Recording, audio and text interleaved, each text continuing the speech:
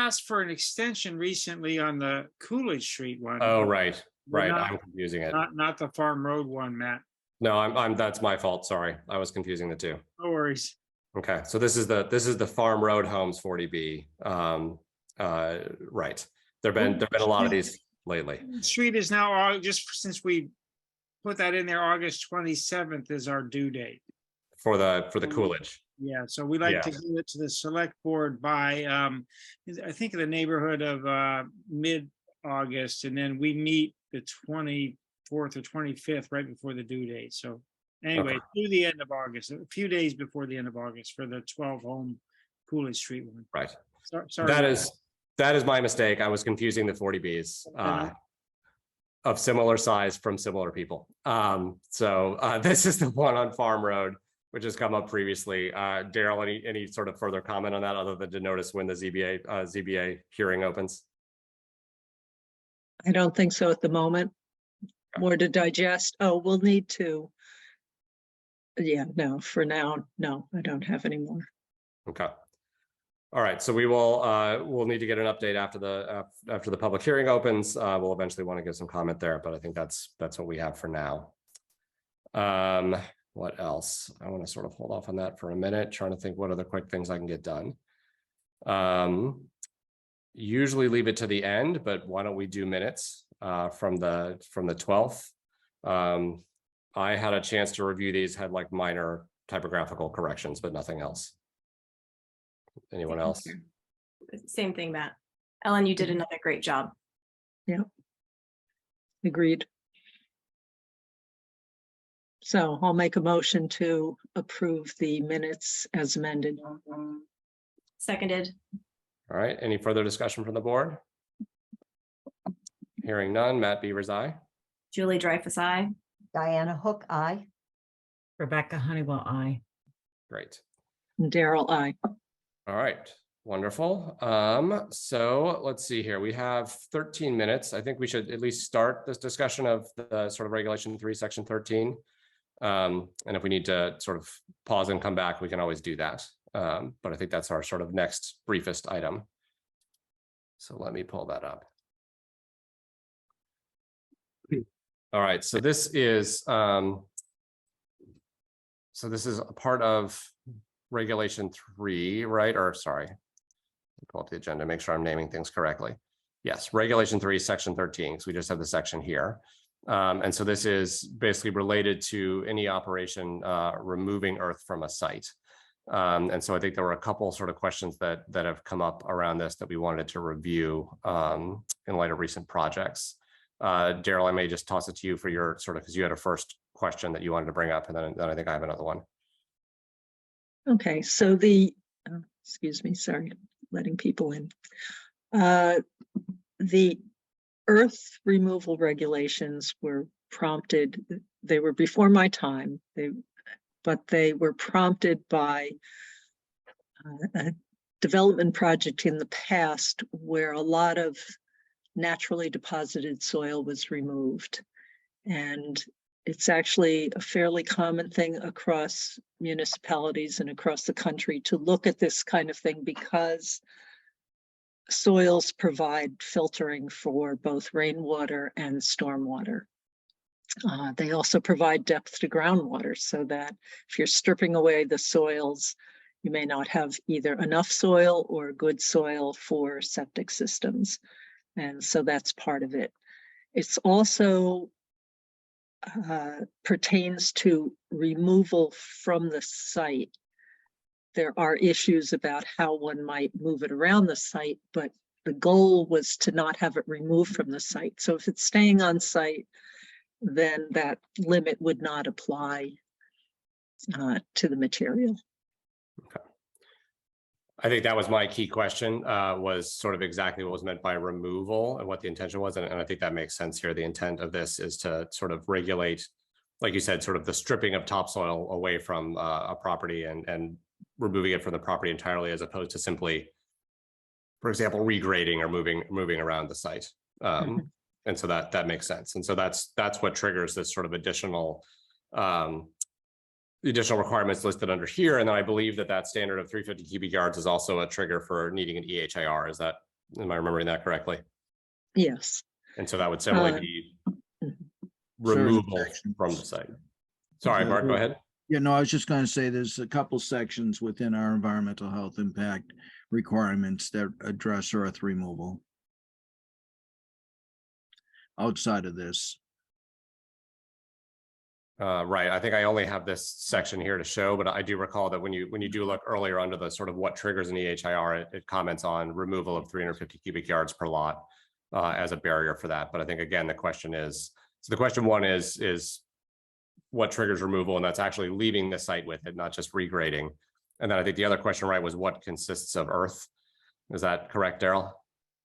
Yes, and that is something that the board may want to discuss. We really haven't had large amounts of bedrock removal. And interestingly, in the case of bedrock, if it's fine particles or smaller particles, we do want that removed. Right. As we currently have our regs configured, or are thinking about it. Our regs don't specify that, but. So I think the expansive definition would be that anything, topsoil, bedrock, whatever, falls under the 350 cubic yards. But I think as we review this, it would be in the interest of removing particularly small particulate matter left from bedrock disruption. Yes. Which you would want off the site. But then if only the bedrock was being left and nothing else, then you would really just look at that volume and not the total volume that was disturbed. Really, it's just what's being taken off site.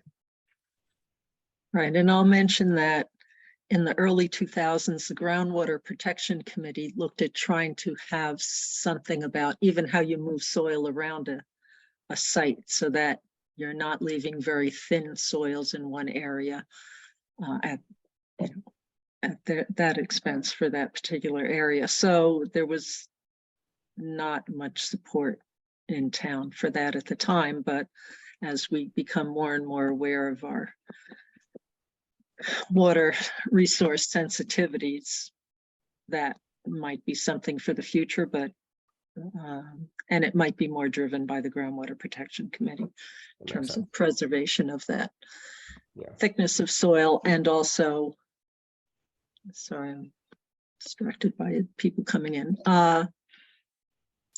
thickness of soil, and also leaving the organic matter layer as well is important for vegetation and filtering.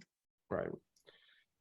Which all makes sense, but I think certainly nothing in our regulations is that granular about. No, not yet. Not yet. But about how you move things around. Just that if it's wholesale being taken off site, then we need an additional study. Mm-hmm. Okay. Any questions from anyone else on the board about? Could you? What do you mean by that? Additional study? What do you mean? Meaning that if someone is wholesale removing more than 350 cubic yards, it triggers all of these requirements and triggers the need for an EHIR. Thanks. And so, Matt, I have a question? So you had pointed out making the distinction of what is earth. Yeah. It's not quite clear that we got there. And at least in looking at this, the fact that we have we distinguish between earth and ledge makes me wonder if they are two different things or not. We talk about them as two different things. Yeah. I did review definitions, and it goes everything from soil to the globe. So so I think it's more for us to determine where we might want to draw that line. Again, as land becomes more precious and there's more effort to be able to use a piece of land, and there might be more work on bedrock, it's perhaps becoming an emerging issue for us. So it's prompted this question. Daryl, may I ask a question? Mm-hmm. You just said you were reviewing definitions, and I know that it's really complicated because sometimes different people have different definitions. What do you think we should be following? Like the state, ourselves, what we think is reasonable. Is there, do you have any opinions on that? I'm a clinician, so it's not, but you sort of, this is your work. So I was curious if you have any opinion on, what would be a good authority if we were going to refer to create a definition in our regulations. I would probably start with some sort of state or federal government definitions, but I didn't find any yet. Not that I've done an exhaustive search. Yeah, I think it is tricky. Like, we don't define it. Oh, Diana, I just saw your hand up. Go ahead. Oh, I just had a question about evidence that health and safety concerns have been addressed. And I'm wondering, that sounds a little vague to me, wondering what, an example of that? I mean, I agree completely. It is incredibly vague. And looking at it one way, I saw it as health and safety is in to just safely do the earth removal, right? Because there's a lot of this that talks about how do I need to support like a collapse in the pit and things like that. But I think that could easily also, it potentially could also be interpreted to be what are the impacts on sort of groundwater runoff for abutters, right? Like, I think you could look at it in either way. It is a very broad issue. I don't know if Daryl, you have more historical context on that. And I was also wondering how do you discern that health and safety concerns have been addressed? Yeah. I mean, you do want to address it if there are legitimate concerns. Does anyone on the board know if like the state regulation that just passed for very large projects, if they address any of these issues in their environmental health impact reporting? Would you know that? Because we could maybe use that as a guideline, the bill that just went into effect a year ago. I don't off the top of my head. The bill you're talking about has been in effect since the 70s or 80s, but it is periodically updated. What they added a year ago was environmental justice provisions. I believe they would probably weave in a lot more OSHA regulations and other kind of standard practices and through contractual agreements, because that regulation is geared for much larger projects. So we're trying to cover, I'm assuming that these regulations are just trying to cover sort of the different issues that need to be considered or might need to be considered on a project. But the variability of projects that I'm guessing, again, because I didn't participate in the writing of this, but I'm guessing that they wanted to at least have, say, the health and safety issues, so that if there's going to be a large excavation, that the workers are protected from cave-ins of walls. They're not going into pits without any safety provisions, and or there's no shoring up of walls, that kind of thing. So yeah, I was wondering if I think this was probably meant to at least reference something so that it could be part of a discussion on what might need to be included in the documentation and planning for a project. Yeah, I was just wondering if any of that work might have already been done. So we might simplify we could look at it and extract what would be relevant to a small town and smaller projects. But I don't know. Yeah, I mean, I think for now, some of what's listed under standards, I think lists some of the potential health and safety issues that are sort of addressed under O. But I think, if we're faced with this, we may be left to sort of regulate on our own and refer to state. But I think going forward, if if we ever get through the current round of regulatory review, it's another place where it may be worth getting rid of some of the vagueness here. And if there is a state standard that we can just refer to instead of having to constantly update ours in concert, that would certainly be better. Okay, so I agree. We're too small a town to have to reinvent the wheel. Yeah, Nice to borrow or to reference, as we've been doing. So I think this may have to go on in sort of a to-do list of future regulatory things to address, but I think for now it's worth us thinking about it as it comes up. And I think seeing that it's 7:30, we should at least pause this for now. If someone has, I can bring it back in a second if anyone has further questions, but let's at least address the first item on our scheduled agenda for today. So at 7:30, we have a scheduled variance hearing for 81 Brush Hill Road for septic replacement. So I think before opening the hearing, my understanding is that we may have some issues with notification. So Ellen, could you have we received all the green cards, and if not, could you explain what's the issues are? Yeah. Get that. Yes. This is 81 Brush Hill Road. I do not believe appropriate and adequate abutter notification was done. The homeowners sent the board requires in their regulation. Yeah, that's a procedure for variance requests. It's also in the regulations as well. Yeah, section 22. And it requires that all abutters listed on a certified list of abutters received from the assessor's office are notified of the hearing by certified mail return receipt requested at least 10 days prior to the hearing date. Unfortunately, the homeowners didn't send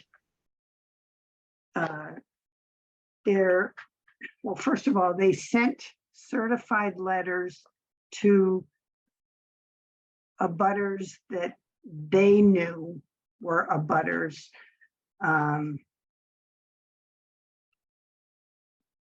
Not with the return receipt requested. And it turns out they sent them to the resident of the property, not necessarily the property owner, as is required in the regulation there in the second paragraph. And then they went on vacation. When they came back from vacation, they obtained a certified list of abutters. And they then notified some of the abutters certified mail return receipt requested, and they did provide 5. There were 11 abutters they should have notified. They did provide 5 certified mail receipts, the green cards. They also provided the certified receipts for 6, the remaining 6. But of those 6, they did not send, actually, they did not send 3 of the listed abutters the second notification that included this return receipt. So 3 never were notified properly. Out of the remaining 3, 1, the post office indicates that 1 was delivered, but the green card hasn't come back yet. 2 of them haven't been delivered. So at least those 2 have not been notified yet. And I don't have the original unopened letter back, which is required if they don't have the green cards. So I don't believe proper abutter notification was provided. And I would recommend that the board just schedule a new variance hearing for this project. No, I think that makes sense. I mean, it sounds like there were sort of a number of issues, but the bottom line is we haven't notified abutters in the way that's pretty clearly spelled out, both in our regulations and also in this sort of procedure or variance requests. And hopefully, it sounds like things are in progress now, Ellen. So at least but we still have 3 people that have not even been sent something as far as we know. Well, yeah, there's a lot in progress, but but not back. Yeah, and we can't count on that because that notification provided tonight would have to schedule a new hearing date and time. And they'd have to notify all of the 11 abutters by certified mail, return receipt requested, as soon as possible so that it could possibly be on the next meeting. Okay. If not, So basically, if we decide that they haven't adequately notified and we don't open the hearing, we have to reschedule it, and then they're going to have to re-notify yes, everyone of the new hearing date. Okay. yes. Yes, and I'll just note that I know we had a question to Mass DEP about something similar to this in the past, and they take notification of abutters about variances to regulations very seriously, and they advised us to absolutely not deviate from the notification process. So I think with that in mind, I think we can't open the hearing and we just need to continue it. I don't know if the applicant, I think I saw Eric here, but I don't know if the applicant or anyone else representing them is here. Yes, And I just want to jump in that you're not going to. Hi, Matt. I'm here. Hang Sorry. on one second. Okay. So I heard Eric talk, I heard Alexi talk, and then Ellen was trying to say something. So Ellen, Yeah. let Ellen finish. Yeah, you had just said to continue the hearing. You won't I didn't mean that. continue. Yeah. Reschedule it. Yeah, exactly. Yeah, because we're not going to open it. Yeah. My apologies, but is it the person listed as Alexi? Are you the property owner? Yes. Hi, Matt. It's Rory McGrath. Hi, how's it going? So any questions or comments from you on the process? No, I understand. We were going on vacation, and prior to, I had requested and paid for the abutters list, but hadn't received it from the town. And to get the ball rolling, I did send out certified letters to as many of the abutters that I could think of. And then when I came back, I did continue to get the letters out, but I understand if it didn't meet with the regulations, then we just have to wait until the next meeting. That's fine. Okay, all right, sounds good. Thank you. Any other comments or questions from anyone? No, I will just send a new letter, probably tomorrow, scheduling the new hearing. And Ellen, they're within the time period of being able to still use the assessor's lists that they've already Oh, yeah. received. Is that? Yes, Okay. yes. So there'd be 11 abutters to be notified. Okay. All right, sorry about the delay, but yeah, we got to take this one seriously. when So, would the next meeting be? Ellen?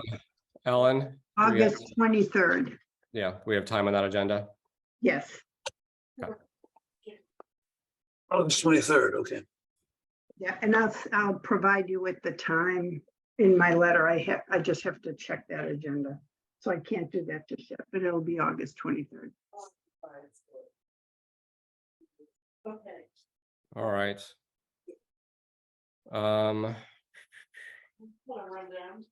Okay, so I think that covers that item. Our next scheduled hearing is not for 12 more minutes. So I think in the meantime, all we have left is 823 agenda items, which we should probably wait on because I think there will probably be more as we move through the meeting. So I don't think there's any point discussing that.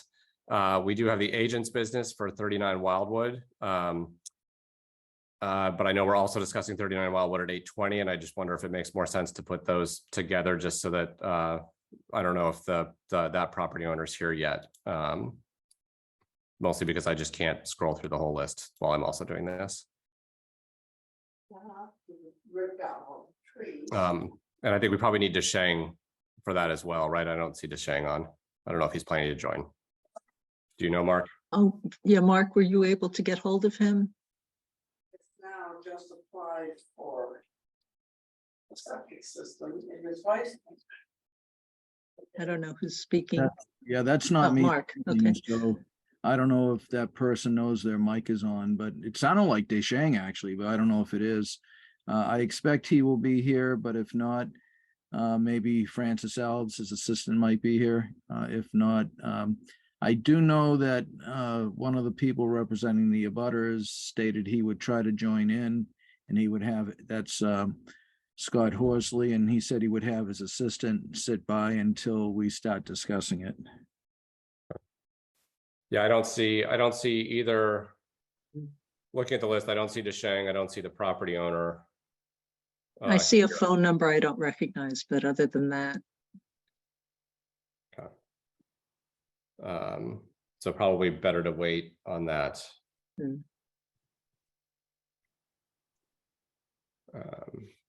Yes, DeSheng was connected to the July 12th meeting earlier, so Mark reached out to let him know that.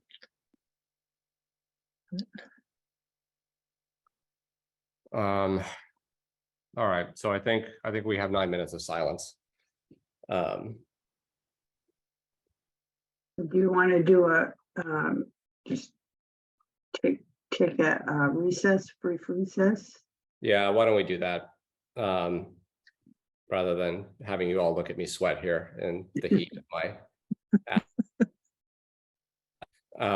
So let's take a brief recess and return in, say, 7 minutes at 7:48 so that we can open the next hearing promptly at 7:50. Sound good, everyone? Sounds good. Okay, great.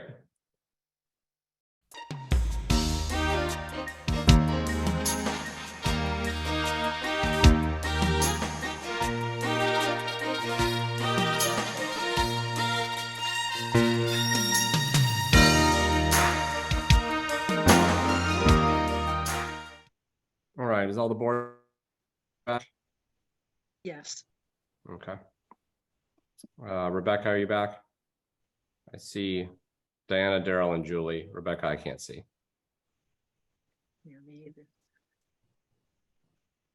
We could do green cards. Yeah, that's fine. So it's now, seeing as it's 7:50, the next item on our agenda is a variance.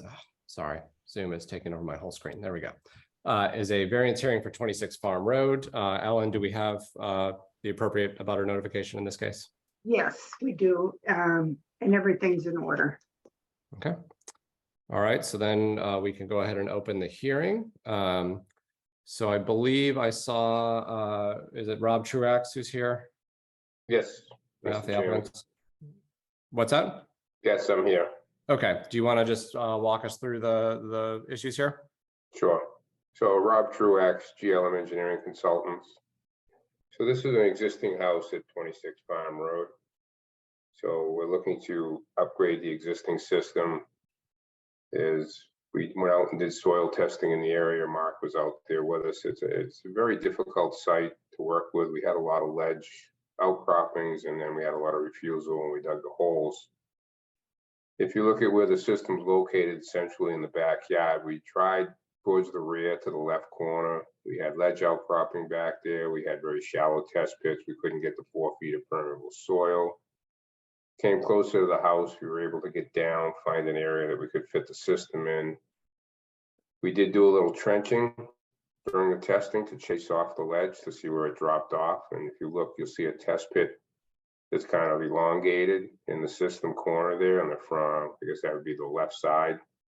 There's an elongated trench right there. So we did work pretty hard to get an area that worked on the site to get the 4 feet of permeable soil. So with that, we sited the system. We're doing an Elgin drain system to reduce the size and get some reduction to what in this case is the actual ledge. We have wells in the area. We were able to squeeze in between the well to the right of the property and the well to the left, which are the abutters wells. One of them is required to be 125 feet, which is the minimum, which we have. And the other one's 150, which we have. So we kind of, as you can see, the system's not squared up. It's kind of twisted a little bit to meet those setbacks and try and keep in the area where we were able to get the permeable soil. We have an existing well that's in the front yard, right in front of the garage almost, the breezeway. And that well, we couldn't meet the setback requirement. And that's our own well. That's our own private well to the existing house. So we're going to be looking for relief on that well, but none of the neighboring wells. So it's a 3-bedroom house. We're not looking to increase the bedrooms. They are looking to do an addition. It's not going to change the bedroom count. I do believe they submitted plans to the Board of Health. I don't know if Mark had a chance to review them. They did submit their architectural, so you can see the room count. It might be an 8-room house, the way you count it. You know, living room, kitchen, all one room. There's a music studio. We have the plans. I'll pull them up next. We can go through it. Okay, perfect. So I don't know that there's any issues with that, but there is a 3-bedroom house there now, and they're looking to maintain the 3 bedrooms. So we do have a list of waivers, and if you can scroll over, they're on the left side of the plan there. And so I can't quite see that. Here, I can pull up the letter. They're There on you the, Is that easier to see? That's much easier. So, yeah, much easier. So the first one, we're looking to put in the Elgin drainage system, get the relief to the groundwater, which is the 2 feet. The second one, though, pertains to the ledge, which is in your regulations. So I think you require 5 feet to ledge. So we're looking to go to 3 feet. With the Elgin drain, we could go to 2, but I'm only looking to ask for 2 feet of relief, because that's all we would get with the Elgin for groundwater is 2 feet of relief.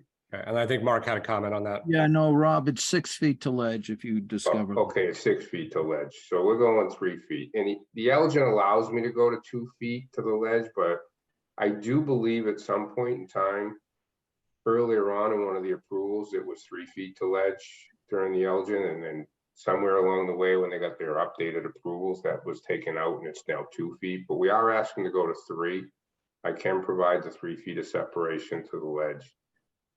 The other one is the distance to the well, which is a local and also a DEP local upgrade approval. So the well is only going to be 75 feet. It's an uphill well, but it's only 75 feet from the proposed system. So those are really the waivers that we're looking for. We're not looking for any reduction, flow or anything. And that's really it. It's like I said, it's a difficult site. We had a hard time out there getting the testing to work. We dug several holes.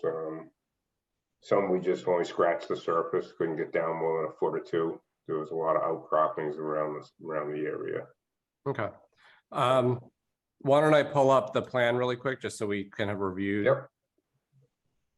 It's a pretty straightforward room count, but then we'll have reviewed everything, and then we can see if there are any questions about any of it. So this, and I apologize, my video's off, my internet's awful, so hopefully I'm not breaking up. So this is the proposed house plan. So first and second floor here. And so by my count, living room, office, exercise room, kitchen, music studio for 1, 2, 3, 4, 5 on the first floor. None of which I believe count as a bedroom, because this bathroom here opens into the hall. And then on the second floor, we have 1, 2 bedrooms and then a primary suite. And then this looks like it's open to below. So 3 rooms on the second floor. And so I count 8 rooms, 3 bedrooms, which fits. I don't know if any comments from the rest of the board on that.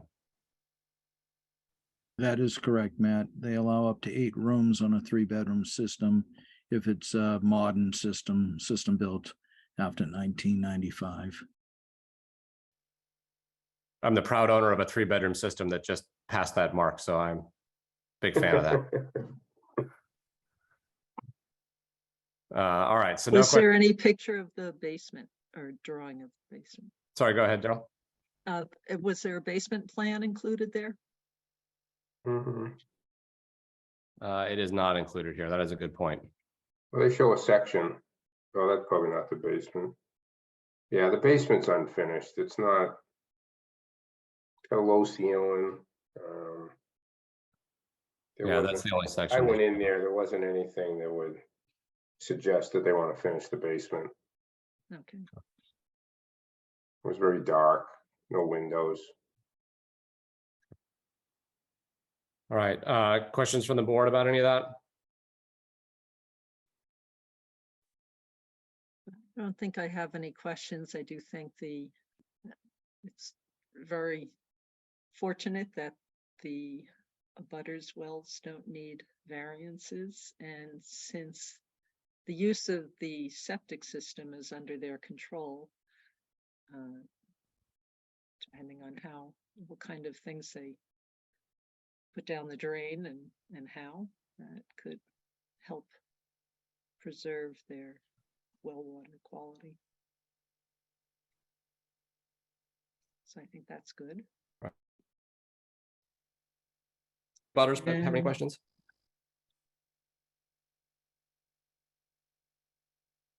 So I'm speak. in a butter, but if you all think that my well is going to be fine, I have no objection. Huh? Yeah, I think as Darrell Can we find out who was on the the thing here, which is maintain. I'm sorry, who was the abutter present? Sarah Uh, Tipton, Sarah Oh. Tipton. All right, thank you. And I'm sorry. Can people hear me? Yeah, You're now, I can breaking up hear- a bit, but Okay. I keep losing everyone else's video. So I think the point for Sarah Tipton is that, as Darrell pointed out, they've done the right thing here by maintaining setbacks to abutting wells. Mhm. yes, I Okay. like the skewed design, only- Rob. Closer to recommend is the on-site well. So that's Hmm. their own. I keep going in and out. I'm sorry. And that'll be something of a motivation for them to be cautious, Correct. which will benefit the neighbors as well. Please. yeah, And and Mark, would it be possible Darryl, to just double check on the basement? and, yes, Unfinished status, maybe a Rob, if you- condition, would that be an appropriate way when we get to plan approval? I agree. And Rob, if you can have the owners send a notice that the basement is unfinished, as you noted. Sure. I'm present. I'm the owner, Keith Lewis. Oh, thank you. It is unfinished. Okay, and you can put that in writing when you go for the building application. Yes. But that's good to hear. Thank you, Keith. Welcome. I noticed I'm starting to fade in and out too, and there's 67 people on this Zoom conference. You know what? I'll go off screen and that way, that I- might help. I remember our previous board members saying if you stay off screen, it helps with the format of Zoom. So I just wanted to know that. Yeah, I Or just. if there's I did log in anyone too. who feels they don't need to be on screen, but All right, I keep cutting in and out also, so I think anyone that can turn off their video would be better. And then we'll try to move, if no more comment, maybe we can move through the variances. Does that seem reasonable? yes. Okay. All right, so to work our way through, first, can I have a motion to approve a variance to section 8.01 to allow this SAS to be installed 2 feet above seasonal high groundwater? This is allowed with the Elgin system. So So moved. moved. Seconded. Any further discussion?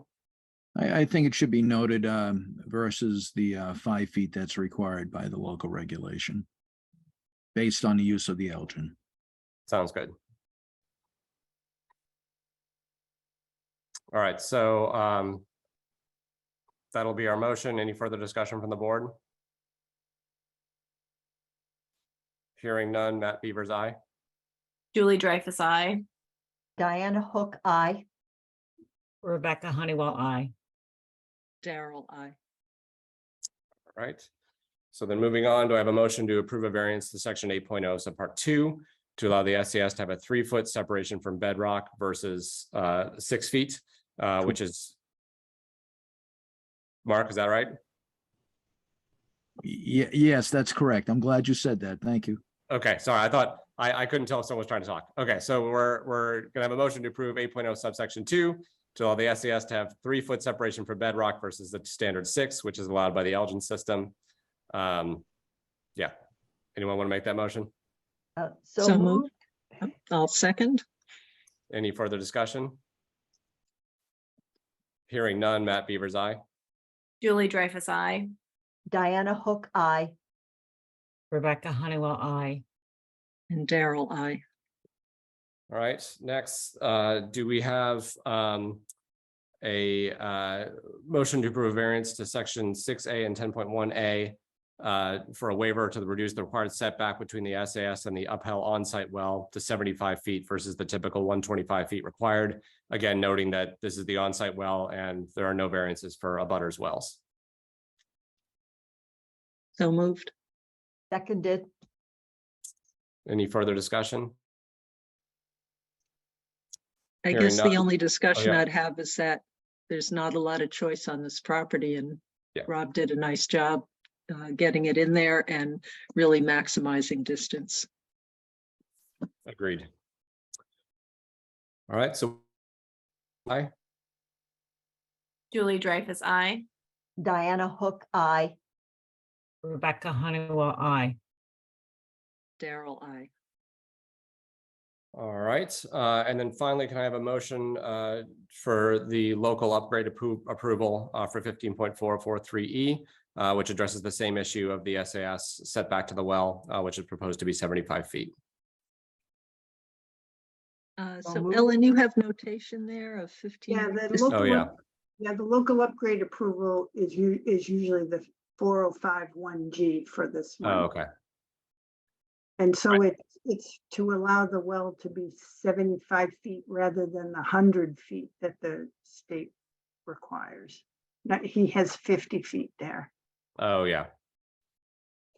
Okay, so what the motion we're making is local upgrade approval for 15.4051G to allow the SAS to be less than the 100 feet required. Instead, it will be 75 feet. Is that correct?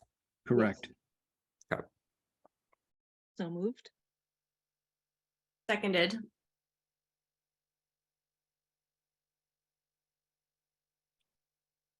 Did we get a second? Oh, Yes. that was me. Julie, second. Okay. Any further discussion? Hearing none. Matt Beavers, aye. Julie Dreyfus, I. Diana Hook, aye. Rebecca Honeywell, I. Daryl, I. All right. So with that, we can close the hearing. And then Mark, are the plans ready for approval? Yes, they are, and I concur with the board. This was a difficult site, and the engineer did a good job locating a septic system and basically around the ledge. So they may still hit ledge at the septic tank. It's unknown, but they can always, as long as it's under 10 cubic yards, they can go ahead and remove that. But with that said, I do recommend approval of the septic plan conditional to 2 deed recordings. One for the garbage grinder prohibition and the second one for the use of alternative technologies. All right. And do we need confirmation of Yeah. status of the basement? Yeah, and I can not catch, but I can review that when they submit their building permit, which won't get Okay. issued if there is basement rooms. But it's not a bad situation to just note that that was part of the consideration for the approval. Okay, because yeah, we usually have a plan for the basement included in Yeah, our records? if they have no rooms down there, they just can verify it by stating no finished basement rooms. Oh, okay, all right. Okay, so I will move that we approve the plan subject to the conditions that Mark has identified. Can I just ask a question? So if there are problems with it, will it just go forward or? In what respect problems with it? Well, I mean, you said that if in fact the ledge, or I thought if there was some contingency that there was a problem as you go forward and it didn't quite work the way it did, it will still be approved. Well, what happens if I may, Daryl, and Yes. is what happens if there's any change to the site that are found during construction? The Mhm. permit gets reverted back to the board for review if they need to change the plan. All right, thank you. They did pretty thorough testing out there. They kind of know where the ledge is. They even trenched one of the depots to find the more soil, which is underneath the soil absorption system.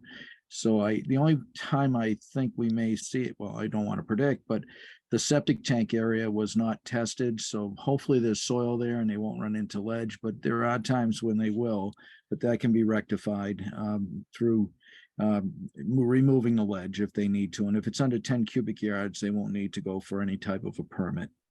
Okay, excellent. Thank you.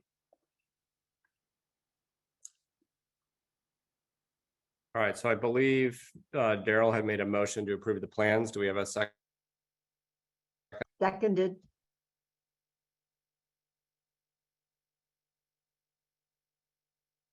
I lost my connection again. Okay, Diana seconded. I think it was Diana. Yes. Okay. Daryl?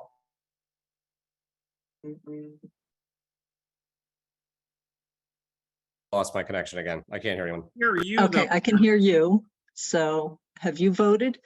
I have not. I've been keep going in and out. So Matt Beavers, aye. Julie Dreyfus, I. Diana Hook, aye. Rebecca Honeywell, I. And Daryl, I. All right. Okay. Okay, thank you, Next, everyone. Have a good night. Matt, okay. I don't know if you want to, there's a few new people here. I don't know if you want to announce that if they could go off their videos, it will help with the reception on this Zoom meeting. I lost half of what you said, unfortunately. You know what? I might try, I'll see if I can just shut people's videos off. Yes. Okay. I might That's- be able to, yeah. That may help. And That's if like a they couple- really want to Anyone- be anyone on that's on- video for speaking, we can adjust that. Yeah, I think if you're not actively speaking, let's go off video. And I'll ask my kids to stop watching YouTube.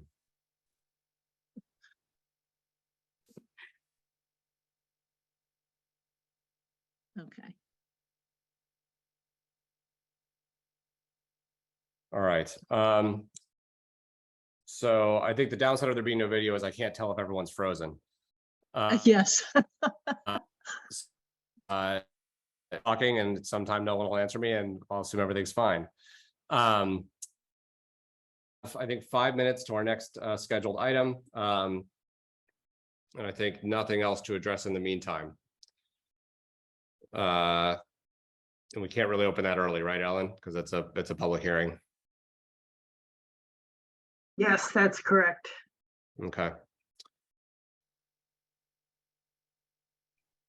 So I think we are stuck waiting for 5 more minutes and then we'll address that item and then we'll move on from there.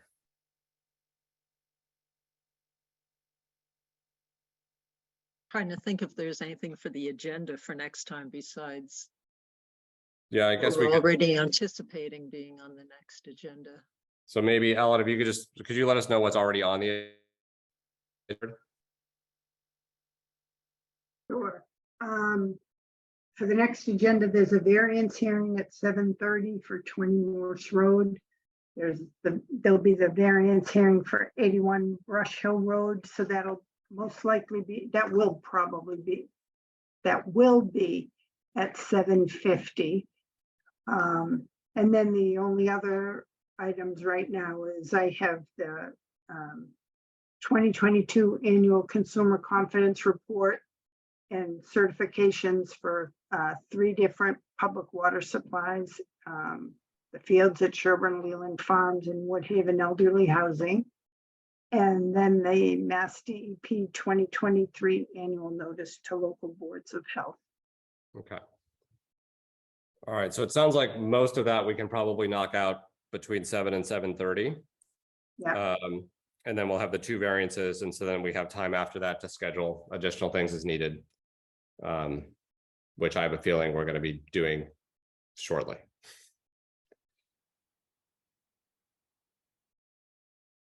Anyone else have items they want to include for next week? Not next week, next month, thankfully. I'm hoping that we fit in some regs.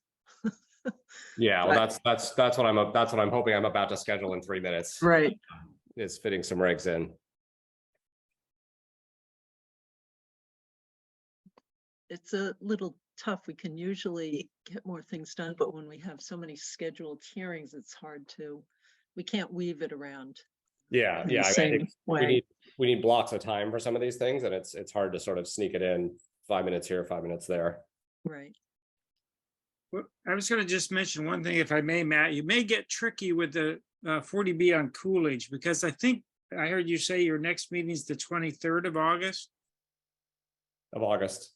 Yeah, so we have to submit the final comments by the 27th of August. So we were hoping to get the Board of Health input around mid-August, which you could still provide the input and then have your meeting on the whatever date it is, 24th, to finalize your comments and Okay. edit them if necessary. But we have to turn all that in by the 27th. Okay. So there'll be a tight timeline there. We What have if a we, 30-day extension. what if we had a subcommittee of 2, not a quorum, Yeah, to work on comments, and then provided that with the caveat that it was a very rough draft, and then have the board review it and make final comments at its meeting? Would Yeah, that be that's fi- helpful? that's fine. I mean, this is also, just the first pass at mass housing. So it's not the ZBA review or anything, comprehensive Mhm. permit, but we'll adapt. It's just that we will be trying to get the information sooner than your next meeting in August. So I think, so why don't we plan to add that to our agenda just under chair's business is discussion of our comment on the Coolidge 40B project. And then, Okay, and then in the meantime, we can have 2 people working on drafting something, so we have something to discuss. Perfect. Thank you. I think we should play Not at Noses with our screens off. I think my connection's about to drop mysteriously. Yeah. again. I'm glad it's not just our house that has intermittent service. We just Seems we likes company. I don't know if people will go to more in-person meetings, but we just installed a much larger, brand new monitor in the select board meeting room and upgraded audiovisual capabilities. Yeah, I have to say, I love the Zoom meeting for allowing participation. I think I just need to convince that like everyone in my family doesn't need to be streaming a different movie at the same time on Wednesday. Yeah. All right, so seeing that it's 8:15, we should open the continuation of the public hearing on regulation changes. I'll pull up the agenda here on the screen. So here we are. And so we finished discussing regulation 1. We're in the middle of regulation 2, and then have a lot to discuss. I think unfortunately, given the sort of appeal hearing that's scheduled next, unlikely we're going to be able to make much progress through this tonight. And so I think we probably just need to immediately continue this again, unless anyone on the board feels differently. No, I think we know from the prior 2 meetings that, right, this is a complicated discussion that we're about to have, so. Would you say that again? Just what, sorry, could you say that again? Oh, I Matt? said from, Sure. oh, Matt, go ahead. So, No, so I heard, just- I heard Daryl perfectly, but I didn't hear Matt clearly. Sorry. Something about, that's okay. I'm really sorry also. no, it's my connection. So I'm just suggesting that we continue this hearing again so that we can give it adequate time. Because we have the appeal hearing scheduled in 5 minutes. Oh, And so I'm going to just continue this now. I think, there's a question of whether we do the C some out or want to go ahead and move it to the August meeting. I'd be in favor of that, even if we just did if the schedule fills up again, that we at least did a small chunk. Okay. So why don't we, so I think that by that you meant move it to August. Yes. Okay. yes. So it sounds like we have a 7:30 variance, a 7:50 variance. I wonder, rather than sort of booking it right at, 8:10 or 8:15, if we should book it for a little bit later to leave some more room in there just in case. And then it can be sort of our end of night topic. Or should we just book it right after? Uh, I think that makes sense, just in case another plan comes in that might need a variance hearing. I would still if it comes in by Monday, I would still be scheduling for this week, or Okay. for that meeting. So should we say 8:30 on the 23rd? I mean, that's okay with me if we don't, Running the risk of right, not getting something else and then having too much time. Yeah. I don't know what it's like for people if it's I mean, we have meetings that run late a lot. I don't know if it would be something that would make it impossible for someone to attend to then just, if an application comes in and is ready to come forward at a meeting, whether that would be a problem for them to have it later. We're having trouble getting a signal, so they wanted Oh, uninformed people to bow or out. what we could do is schedule the continuation of this discussion for right after what we know about now. Yeah. And if something else comes in, that could be scheduled not too late, and maybe we could break up the discussion as we've done before, you know, Yeah, stop. maybe we should, so why don't we do that? Why don't we continue this to like 8:10 on the 23rd? And then if something else comes in, we'll book it 5 or something, and then we can at least get some of this done. Mhm. I Does that agree make with that. sense? I agree with that. We'll be sitting around if nothing happens. So I think with 1 minute left before the next hearing, we should probably continue the public regulation changes to the 8:23 meeting at 8:10 p.m. Does that sound reasonable to everyone? Do we need to vote on that? Probably. Yes. Okay. So, So do I have a motion to continue this hearing until 8:23 at 8:10 p.m.? So move. and second, Any further discussion? All right, hearing none. Matt Beaver's aye. Julie Dreyfus, I. Diana Hook, aye. Rebecca Honeywell, aye. and All Daryl right. Beardsley. All right. Okay, so that's continued. And then in 1 minute, we will open the next item. Trying to figure out where to start here.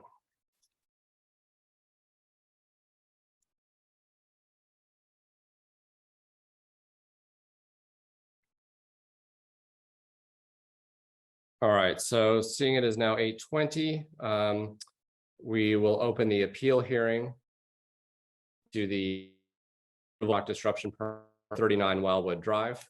So this was initially discussed at the June 21st meeting. We received this letter, letter requesting an appeal on July 3rd, which was received the 5th within the 14 days. And so I think at our last meeting, we scheduled a hearing here today. I believe this is what many of the attendees are here for. I see Mr. Seligson, the attorney, filed the appeal on.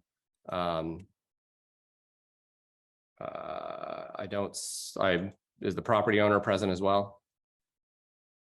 Or his representative? Yes. Yes. Okay, my apologies. With so many applicants, it's just hard for me to scroll through and see. Okay, so I think a number of issues to bring up here. I think first, we also later tonight are going to be discussing the septic plan, but this hearing is limited only to the appeal of the bedrock disruption permit. So I think the first thing to note is that we did receive an appropriate petition under our regulations in the appropriate time frame to open the appeal, so that's reasonable. We have subsequently received a number of other materials supporting this, some of them coming in as late as today. And so I will say that I have not, as a result, been able to fully review everything. I reviewed the initial appeal request, but not some of the subsequent information. We also have received a request from the appellant to continue the hearing to the 23rd to allow for the final, to basically scheduling of the consultants. Is that correct? That's correct. Yes. Okay. And so I think before delving deeper into this, that's sort of the first question before the board is whether we feel like a continuance would be appropriate here. I certainly feel that doing so is within our typical appeals process and would allow us for full review of the materials submitted to basically determine their applicability to this appeal. Would open to other comments from the board on that topic, though. Matt, I'm sorry, go ahead, Daryl. No, go, Julie. I had a question, and this might, I don't know if town council is here, but what I would like to understand is if this appeal is continued, what would be the implication for the property owner in that setting? So that's an excellent question. Our regulations are silent on that matter, unfortunately. The property owner does appeal. Listing permit, they could move forward at their risk. Probably not be in their interest to move forward, given the outstanding appeal, but they could certainly do so, understanding that they would be sort of at risk for doing so while this is still under consideration. That's my understanding from our discussions on our regulation. Gerald, do you have anything to add to that? Well, not to that particular point. I think you've captured it. So The other thing I was going to add is that in terms of any additional information coming in, I'd like to see it come in early in August so that we have adequate time to review it. Because this is a complicated topic and I don't want to have it coming in close to the meeting, nor do I want to extend the process too long. No, I agree completely. I think in fairness to everyone, we want to give the appellants time to ensure they have everything, give the board time to review the material appropriately, but I also want to be continuing. That doesn't feel fair to the property owner. So Mr. Seligson, do you feel like you could have the remaining materials into us by, say, for example, August 8th to give us sort of 2 full weeks to review things? That is actually the intention, is to get the board the information that we are still working on so that you do have time to digest it and then have questions in advance. You know, this has been a very rushed effort to try and get something to the board to show you that there is new evidence without sort of it being sort of a trial by ambush. So yes, that's our desire, and I think that's going to help the process. And that was the request for the continuance, was so that we could make sure that you have that, and that Mr. Rosa and his representatives have it, and so that this is a fruitful exercise that we can educate you as to what the concerns are in time, and you can digest it in time. So yes, that sounds like a reasonable date. Okay, so our hope would be to have things by August 8th. So I think I want to get to Mr. Rosa and his representatives, but first, any other questions from the board on that part of the process? No. Okay. Oh, are and- we settling on August 8th? Is that? That's what I would like to settle on. I would Yes. propose the deadline of August 8th to receive additional materials, just so that Yes. everyone has time to review it. Okay, thank you. All right, anyone else from the board? Matt, this is Julie. You had cut out, and I just wanted to make sure that I fully heard what you said. In the situation of a continuance, the owner can move forward at their own risk. But okay, I just wanted to make sure I got all of that correctly. Thank you. Yes, we don't. Part of our appeal process does not include a stay of the permit, and so they could move. But can you still hear me? Everyone. I'm sorry. You are cutting out like right in the moments where I'm trying to hear your clarifying information. Yeah, I noticed that. I see the video stopping. I think the key point is that yes, the appeal does not stay the permit. They can move forward at their own risk. That's the brief answer. Thank you. Thank you. I just wanted to make sure I heard you. Thank you. Yep. Mr. Bevers? Yes, who's that speaking? My name is Arthur White. I'm an attorney in Framingham, and I'm speaking on behalf of Mr. Rosa. Okay, absolutely. I was going to acknowledge you next, so thanks for speaking up. Would just like to hear your reaction to this. I appreciate it. Well, my reaction is, in some ways, I'd like to go forward with the appeal tonight, but in some ways, I'd like to try to convince the board that the appeal should not even be heard. Your regulations require that the filing of an appeal be within 14 days. It was filed, I believe, on dated July 3rd, received July 5th, which is 14 days. The permit was granted on the 21st after 2 nights of very detailed public hearings. Ms. Hartnett supplied me with copies of the minutes, which I appreciate and thanked her for. The appeal procedure that's laid out in section 11 of your regulations say that an appeal will be considered only under the following conditions. And those conditions were not submitted along with the July 3rd letter. And I think a potential interpretation is that when the appeal is filed within that 14-day period, those conditions, 1 or 2 or 3, have to be present. Otherwise, the appeal should not be heard. It's a very tight 14-day period, but the purpose of that is to promptly address a permit that was issued after very detailed public hearings, after participation by Mr. Rosa, the owner, who's been a resident of Sherborn since 2016 and purchased this property last year to move his family to this new location. His builder appeared at one of the hearings. His engineers appeared at both hearings. The engineers are here today participating in the Zoom. And extending until the 23rd, this appeal puts the property owner in a very precarious position. He could go forward, but as you said, it's at risk. And we've been trying to cooperate with the neighbors from day one. Once he bought the property, he notified all the neighbors of his intention.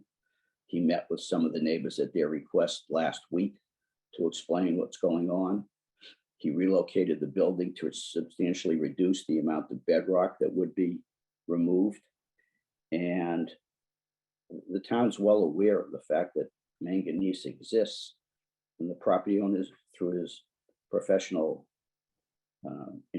advisors, has indicated that they will do everything possible to minimize and prevent any problems. And if anyone's going to have any problems, it's going to be him. He's the one that's closest. He's putting his well in, and he's the one that's going to be developing the property. So I think to delay this, to give the petitioner, appellant rather, more time, just doesn't make any sense. You had 2 hearings, you voted 4-1 to approve. There's nothing new in the property in the last less than a month since the decision was granted. There's no new data. You guys are well familiar with the situation in Sherborn and with the issues of manganese, and there aren't any. So I'm torn when you asked me about the appeal. I'd rather have the appeal go forward tonight, or I'd rather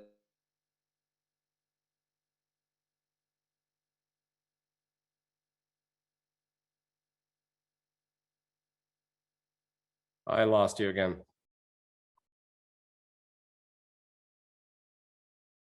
No, I think we all did. We all did. Did we lose Arthur? I'm checking now.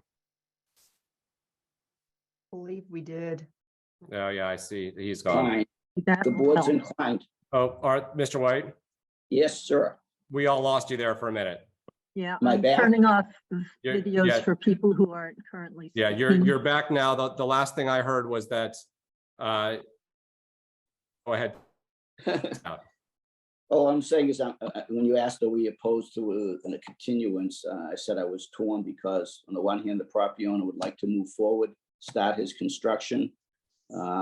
He's dealt with the neighbors before. He's been providing all the information to the board, and presumably that was satisfactory to lead to the 4-1 vote to issue the permit on June 21st. And we don't think that the appellants have satisfied the requirements of regulations to file their appeal with one of those conditions being in place. And we argue that none of those conditions are in place. There's nothing new. There is not the filing of 3 professional consultant opinions, and there's no difference in the conditions now from June 21st. So I'd like you to open up the appeal, and I'd like you to determine that conditions haven't been met, and you shouldn't even have the appeal heard tonight.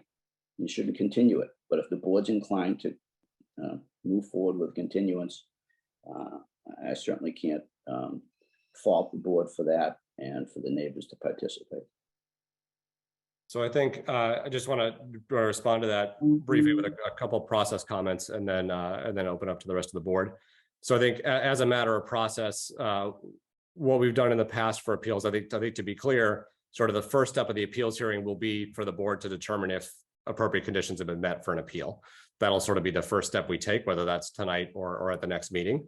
Some of that requires our ability to review the information sent in. So I think that's step one. Is it opening the, we've opened the hearing. Step one of the hearing will be, have conditions been met, that we have further discussion. And so I think that'll be the first step in our process. And then if we feel that it has, we'll sort of go into details there. In terms of the way things are submitted, appreciate your interpretation. I think my interpretation of the regulation is that we need a petition filed within 14 days, but we don't specifically require that all the material be received within 14 days, acknowledging that that is a short timeline. And so I think I would like to hear the rest of the board's sort of impression of that. I think that we did receive a petition within 14 days. The rest of the appeal process is sort of silent on the others. And I think just as I don't want to impose any, I basically don't want to impose any conditions on people that we don't specifically cite. And so I think we've met the criteria for receiving a petition within 14 days. I think we can determine needing more time to review materials. And then at that point, we'll decide whether we've received appropriate materials that justify an appeal. But I think before we sort of go back to either the representatives, I'd just like to hear if any other board have comments or questions on that. This is Julie. Hey, Julie. I do have a question. I guess my question would be, what would be the finite point that a continuation could continue? At what point would we have to say that, if let's say that all of the conditions or all of the material was not submitted by the 8th, would we then extend the appeal to the I think, yeah. That's a great question. I mean, I think we would decide at that point. I think here, we've set a deadline of the 8th. I think that we would review the material received by the 8th at the next meeting. And if we haven't received material enough to support opening the appeal, then I think that would be the end of it at that point. Maybe the way I'd approach it.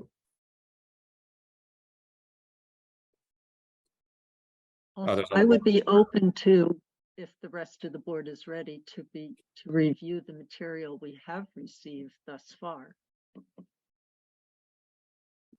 But Daryl, just because I want to make sure I understand, if we review the material, isn't that looking to see if the 3 conditions are satisfied? Yes, and if more material's coming, that could certainly weigh into that aspect of it. Yeah, I'm not inclined. I think if we're going to continue, we should just continue and address everything at that point. I'd rather not do it piecemeal. Because I think part of this is that I have only had a very brief time to review the materials we already have. And so part of this is me saying I need more time to just see what we've already had before we move on. Matt, one question. Do you think if you stop sharing and if we need to share something, I could do that maybe that would give you a little more bandwidth? I can also, or I can just stop sharing and we can see how it goes. Okay. So others on the board, others' opinions on that, whether they would rather have a partial conversation or just consider continuing everything. And I think all of this will come to a vote. So I think. Yeah, my hand is raised. I'd like to make. Oh, I can't see that. I'm sorry, Rebecca. Oh, that's okay. Oh, it's because I still have 2 of you and I was looking at the wrong one. Go ahead, Rebecca. Okay, no problem. That's because for some reason the audio is not working on one. Because there are potentially public health considerations and we have experience with that in Sherborn. However, most of the research that is available in the literature is limited to manganese arising in nature. I think it's appropriate for the Board of Health with the jurisdiction to regulate public health considerations, obtain information from experts, because this is not a typical situation at all. Unfortunately, ledge removal and crushing of rock will introduce levels of manganese that are not naturally arising, And so I So think it would Rebecca, behoove I don't mean to all cut of you us. off, Rebecca, but I think the question right now is whether we want to continue the hearing. So is this? I wanted related to finish continue? my sentence. This is the reason that I believe for a public health considerations that it is appropriate to continue this particular hearing. Okay. So you'd be in favor of waiting to collect the additional information? Sounds Yes. good. Because none of us have the ability to make the assessment that the homeowner is making, that this will not affect abutters and other people who share the aquifer. Okay, so the answer is we don't have all the information. We haven't had time to review it. Continue the hearing. Anyone else on the board? Thank you. This is Julie. Yep. I'm certainly split. I would like to hear the rest of the information so that we could really hold all of that to our conditions before we make that decision. At the same time, I'm thinking about kind of our standards, and when we have granted a permit, an appeal has been made, which of course, is perfectly reasonable and has happened according to our regulations. I'm concerned about the applicant being able to have closure and being able to move forward when they followed the process in a timely fashion. And that is what I'm worried about, that this is going to become extended to a point where it's not going to be a standard that will be consistent. That makes sense. I agree. I think a little bit of the trickiness here is the choice of the date tonight was somewhat arbitrary and sort of made at the last meeting in hopes of sort of moving the process along. Whereas I think we could have as easily picked it for next time. And so in my mind, then it comes down to whether our regulation requires all the information be supplied with the appeal notification, or whether we just have it in time to review prior to the hearing. And I think I'm on the side of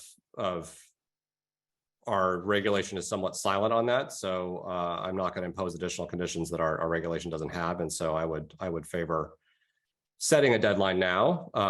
And then, because again, I don't want to drag this out for the applicant, but I do think we need to be thoughtful about the process. Yes, I'll say it's a little tricky too, because this is only the second hearing, and both have been within the space of about a year, I think. Something like that. So we haven't it feels encountered like one that year. this much, and I had interpreted the regulation a little bit differently so that the timeline would be tighter.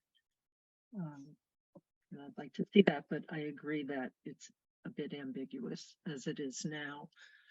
I'll also say, though, that I would be comfortable discussing that, and I know this doesn't have to be the majority perspective, but I would be comfortable discussing some of the information submitted already. I think I feel I could do a standalone evaluation of some of it. But I recognize that others want to see the totality. Yeah, I think, while I'd be happy to discuss some of it, I think the first question we have to ask is whether they've met the criteria for an appeal at all. And I think we can't do that without sort of having a chance to completely review the information.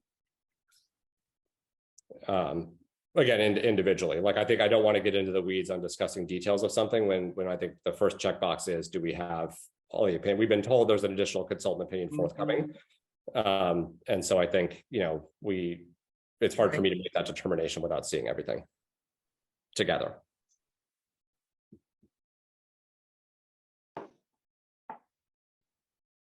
And because our responsibility is public health, I think it's important that we consider public health if possible. And that requires the information that is forthcoming.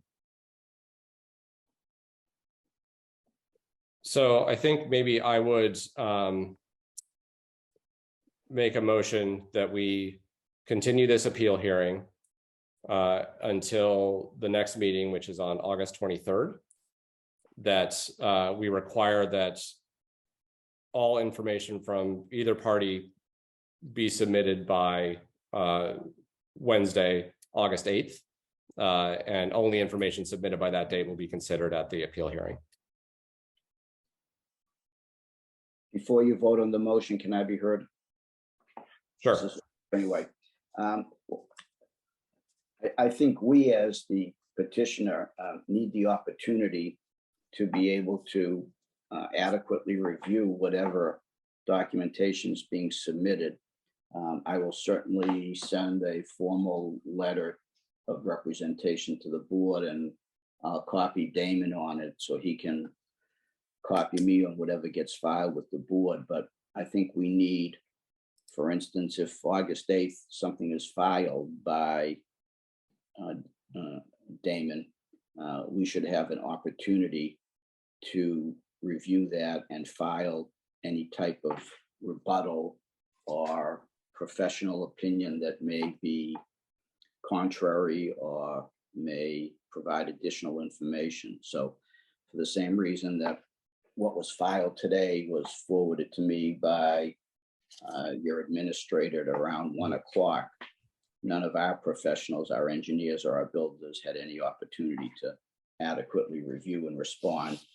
So I think it makes sense not to segment it and do anything tonight, but I would request that we, the property owner, be given whatever a 7-day period to provide any professional response to any documentation that Damon may file on behalf of the appellants. I think that yeah, so I think point one, I think argues, further sort of in favor of a delay, and that you haven't had a chance to review the material that came in today either. Damon, do you have any objections to I think both providing anything you provide to us to the representatives of the property owner, or any comment on that? No, I don't. And I actually think that plays into why the process as we've followed is how appeals typically work in courts. You file a notice of appeal from a decision. By a certain date, you file your documentation and your evidence in support of your appeal. The other side has an opportunity to respond to that. And then the board that's arbitrating or adjudicating the appeal, your board in this instance, has everything by the time of the hearing. So I think that jives perfectly well, and that we have no intention of delaying. We want to get you the information. And if Mr. White and his client have something to respond to, yes, let's set a date for them to do that. And let's have everything in front of the board by the 23rd. And I think that's a fair process. We're fine with that. All right. Thank you I'm just a doctor. I don't know how these things work. That's a logical process, certainly for the courts. The only reason I raised it a bit differently is the regulations here talk about conditions for holding an appeal. Most courts don't have conditions for filing an appeal other than you file the notice and then you proceed. Yeah, right. I'm kidding a little bit there. I know. So any comments from the board on that? How do we feel about a deadline of the 8th for additional documentations from the appellants, and then an additional 7 days for a response from the owner? That works for me. I think that's quite reasonable. I second that. It works for me, and that both the appellant and the applicant are agreeable makes me even more convinced. I just want to check, so Attorney White, you feel that will be ample time for you? Well, I guess it depends on what gets filed on or about the 8th. If it's if it's a treatise that's going to require some extensive examination by our professionals, then a week may not be enough. But if you're asking the appellant to do it by August 8th and you've got a hearing on the 23rd, you certainly need to get whatever information we're going to provide in enough time in advance. So I guess to be safe, I'd rather ask that whatever is provided, we have 10 days to respond to. So if it was filed by the 8th, we respond within 10 days, which would be the 18th. So you'd still have a few days before the hearing scheduled on the 23rd to decide if, number one, the criteria for an appeal has been met, and if so, the process for going forward with the appeal. So if the board is inclined to give us and we can do it as I suggested, that August 8th is the date for filing, and that we have 10 days from the receipt of any materials filed to file any response. That would be fine. I personally would be agreeable to that. Okay, so just The other question would be moving up the 8th, to the 5th or something, just to give a little more padding, but I don't know if that's feasible or Attorney Seligson on that side. If we have something to rebut, if we provide Mr. White and his client with our materials by the 8th, and then he has something that we need to rebut, if we could rebut it before the hearing or in verbally, as long as we have an opportunity to address what is filed, that is fine. Not looking to delay this determination. It's a complex issue. It's an important issue, and it's going to require some work. So, we've done the best to get you what we can to date. We'll continue down that path with that spirit, but we would like the opportunity to, if he submits something that needs to be addressed, we'd like to do that without delaying or asking for more time. I don't want to not have the chance to send something in, either the day we receive it or the day before, that just says, look, there's some facts so you need to consider, or we'll just raise it at the hearing. But I just want to at least have that opportunity for my clients. So I think reasonable that both sides be able to see everything. I think I don't want to get into an extended, we're sending documents back and forth right for forever. So I guess the question is, we've proposed the 8th initially, the 18th. The question is, would the 18th give enough time for both us to review everything and for Mr. Seligson to review everything? I mean, from the standpoint of, I will speak for myself on the board. If I receive things by the 18th, I will be fine reviewing them by the 23rd. I don't know if other members on the board feel that way.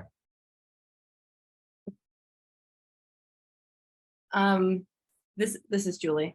My answer to that, Matt, would be probably, but you never know as a parent. And so I'm kind of favoring scooching the dates slightly, instead of the 8th, maybe as Daryl suggested, the 4th, and just giving everyone a little, and still continuing with the 10 days rebuttal. A little more cushion would be probably what I would favor, but I don't feel that very, very strongly. Okay. I think the 5th is aggressive for us. Can we say the 7th? I mean, I'm in the business of negotiating, but if we can do the 7th, we lose a day and we don't have the 5th. I think if we do the 7th and the 17th, perhaps that should be fine. Does that work for you, Mr. White? Sure. 10 days Okay. is 10 days whenever we get it. Okay. And I will say that I am doing my real job and on call till the 17th. So that works perfectly for me, that my life comes back to me on the 17th. So is the board okay with sort of all final documents from the appellants by the 7th, any rebuttal by the property owner by the 17th, and then any further discussion happening at the hearing? I'll make a motion to that effect in a second, but just want to hear if there's any other comment from the board on those dates. And it sounds like it's the best we can get to. And so, Matt, to clarify, then no new information submitted after the 17th. Yep. Thank you. Okay. Diana, Except- Rebecca, do those dates sound reasonable? I'm silent because I will be on vacation from the 15th to the 10 days, 25th. Okay. Ooh. So I should probably abstain from weighing in on that. Okay. Rebecca, does that timeline work for you? Yes. Okay. And So having said maybe that, I could, oh, sorry, Daryl. Go should ahead. we ask town council whether then there wouldn't be would rebuttals be presented at the hearing as opposed to before? I think so. Okay. And I think that fits within our process as loosely defined as it is. Although I don't know if Heather's on and has any comment about whether procedurally that is fine. But I think it I should. am here and I'd be happy to comment if it would be helpful. Yeah, please go ahead. Heather White from Town Council's office. I think that the board has the authority to establish reasonable restrictions on the numbers of submissions and also the timing of those. So I think the way that it's currently on the table would be acceptable, and that you could cut off further submissions at that point. But you could also, as another option, have part of the motion be to authorize the chair the discretion to decide whether further submissions should be allowed, or you could leave it to further motion if the submissions reveal themselves to require further response. You could amend this schedule at that time. Okay, thank you. That's helpful. Rebecca, is that your hand up again? Yes. I was just going to say that we also don't, we as a board have the responsibility of representing all the parties. So we also represent the abutters and the other people that could be affected by this. So I think it makes sense for us to have as much information as possible anyway. So okay, that's all. I think it's important that we remember that. Thank you. All right. So in that case, I would make a motion that we continue this appeal hearing until the August 23rd Board of Health meeting. And that any additional materials being provided by the appellants be submitted by end of business on Monday, August 7th. And then with the property owner given the opportunity to respond to those with any additional documents submitted by end of business on the 17th. And then any further rebuttal then to be presented orally at the meeting on the 23rd. Matt, was that a motion? That was a motion. So Okay. can I have a second? I will second that. I said I moved way back at the beginning of all those words. I'm sorry. I lost. So moved and seconded. Any further discussion by the board? Hearing none. Matt Beavers, aye. Julie Dreyfus, aye. Diana Hook, aye. Rebecca? Rebecca Honeywell, aye. Daryl, aye. All right. Can I just ask what time? Rebecca Honeywell, aye. I don't know why you can't hear me. Can you hear me now? Yep, we got it. Thanks. Ellen, that was my next question is what time should we do this? Yeah. We have 8:10 for the continuation of the public hearing on the regs. Yeah, I knew I was going to shoot myself in the foot there. Yeah. But there was no way around it. I couldn't talk about this one until it was time. I know. Shall we say Unless you want to change that, you can revote that. yeah. I guess the question is whether we put this at 8:10 and the regs later. I'm sort of inclined to put this at 8:30. Okay. Do the regs at 8:10. We'll get some of them done because we're making no progress on that. And then we'll make this at 8:30, which I know makes for a late night, but I'm open to other comments from the board if they have them. That's what I was going to suggest. So. Okay. Yeah, I think that's probably the best. I agree with that, Matt. Yeah, I think better not to put something after this. I would rather just be able to wrap this up on the 23rd. Okay, so let's Ellen, let's plan on putting this on the agenda for the 8:30 on August 23rd. Yeah. Okay. Right. One last thing, just so that you are all aware. I will be away on vacation from the 11th till the 18th. So that's during the period of time when information will be likely to be submitted by any response. But I do still get email while I'm away, and I will forward anything as soon as I see it. Okay. Should people also maybe we send out an email to the two attorneys that material also be copied to Jean so she could do some of that also, or I can do that too. Yeah, Yeah, that would be good. I think just so they have 2 points of contact while you're away, just in case. that sounds good. All right, so I think with that, we're finished with sort of this aspect, the appeal hearing aspect of 39 Wildwood. But I do think next up, we want to discuss, I think the last item on our agenda is the septic well plan for review. And I imagine many here want to stick around for that. Do you want to try sharing, Daryl, just to see if that helps my connection? Okay. So you can start talking about it. Let me put away all my files. So. Okay. I'm actually probably going to ask Mark to lead off the discussion here. Just so the board knows, at our last meeting, I believe it was the last, we did maybe 2 meetings ago, we required that the applicant submit a revised plan showing the profile of the house versus the ledge. And that has been submitted. When you draw the plans up, it will be on sheet 3 of 3.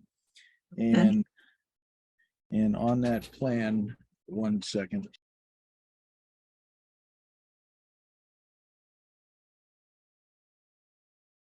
So on that plan, you'll see on sheet 3 of 3, there is a schematic profile showing the house and the ledge, and also the assumed groundwater. There it is there, if you can. Oh, right in there. You can lodge that there. It was in color before. That's what Yeah, was I have missing. it. Yeah. There's a little bit of color. The groundwater, estimated seasonal groundwater is in blue. You'll see that blue line at the base. And I did send an email to the engineer who's online. I saw him earlier, that we always consider groundwater flowing at the point of where it meets the ledge. So if you look a little bit to the right, you'll see the ledge higher than the foundation, which we're all aware of because they have to do ledge removal. But if we're to consider that groundwater, it's much higher than what was the estimated seasonal groundwater.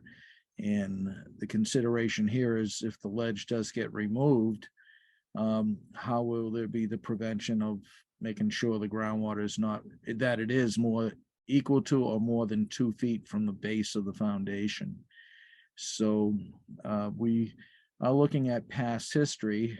And by the way, this is a regulation of the board. It's section 8 of our regulation 1.04, that the foundation be 2 feet from groundwater, adjusted seasonal groundwater.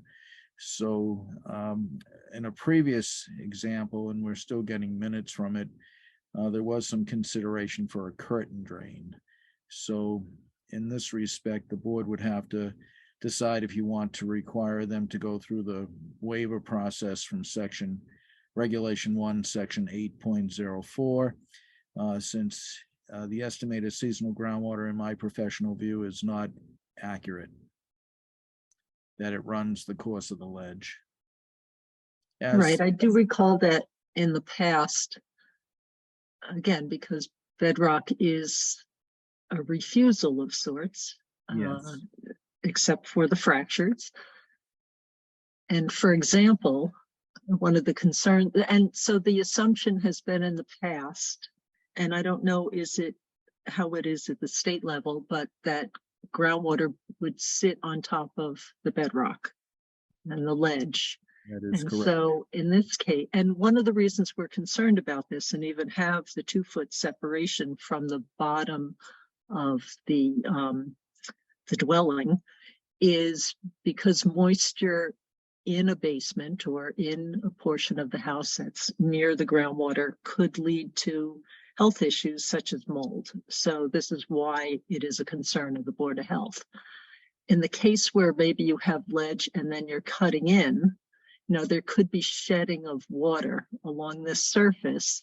And even though it's been removed for this portion of the house, it could kind of be pushing water in. And so then that leads to, as Mark alluded to, there are ways that someone can protect a foundation from water. That's not the business that we're in, but what we've done in the past is required that professionals are hired who would evaluate where the water might be, how much there might be, what kind of protection might be afforded to the foundation and the dwelling, and where would that water be diverted to. And also what we did in the past is, so someone needs to at least do the evaluation and the planning. And then there would be a deed recording with the house, which has been done before. There's a precedent for that, that just alerts any future owner that this is an issue. So they know that if they're doing further expansion or digging near the foundation and they encounter a curtain drain or something else, some other kind of drainage system, they know that it's important that it remain in place, or that something else go into substitute for it. So that's a little bit of the background about why we're concerned about this. That is correct, Daryl. So what I would ask for is that the applicant engineer resubmit with the professional information on what Daryl just noted, the amount of water that might be coming to the foundation, how it's exiting, and the type of unit that will be built to divert the groundwater. And again, in the past, that's not something that we are going to review for performance criteria, but oh, sorry, there's somebody in the waiting room. Okay. But we just want to make sure that that planning is done for the protection of the homeowner. And if I can add, this is just a point of order. The engineer just texted me and said Desheng Wang said that he cannot on to speak. So I don't know if he's been muted intentionally or unintentionally, but he's trying to speak on this matter. Oh. I see Desheng here and he's not muted. I don't know, Desheng, if you want to try leaving and rejoining, we would like to hear from you. And while we're waiting on that, I don't know if the board would like, we'll review this first, but then there was some comments from a reviewing engineer for the appellants. And I don't know if you want to go through my discussion with him at this point, or if you want to wait. No, I think there has not been any appeal on this. So I think there's nothing sort of the appeal pertained only to the groundwater or to the ledge disruption, not to this. So I don't think it's appropriate to open that here. He did comment on the swale. He commented on. I know he commented on it, but that's not what the appeal was about.